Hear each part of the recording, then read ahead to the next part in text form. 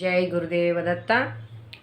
ఈరోజు గురు చరిత్రలో మనకి దత్తావతారంలో ఉన్నటువంటి విశేషాన్ని గురించి తెలుసుకుందాం.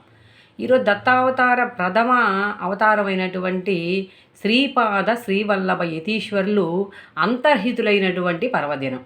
ఆయన కృష్ణానదిలో కురూపురం దగ్గర ఉన్నటువంటి కృష్ణానదిలో తన అవతారాన్ని అంతర్హితం చేసినటువంటి పర్వదినం ఆశ్వీజ కృష్ణపక్ష ద్వాదశి. ఈ ద్వాదశి నాడు మహానుభావుడు ఎన్నో అప్పలరాజు శర్మ మరియు సుమతి మహారాణుల యొక్క గారాల పట్టైనటువంటి ఆ శ్రీపాద శ్రీవల్లభ స్వామి పిఠాపురం తెలుసు కదా, రాజమండ్రి దగ్గర గోదావరి.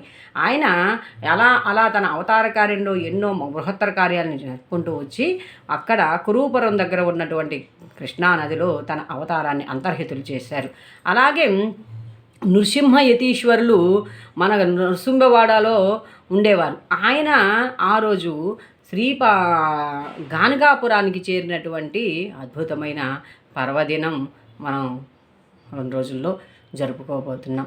అలా అనేక రకాలైనటువంటివి చరిత్రలో వాళ్ళతో మిళితమైనటువంటి అంశాలతో మనం ఈ గురు చరిత్రలో నేటి విశేషం అనేటువంటి దాన్ని మనం తిలకిస్తాం.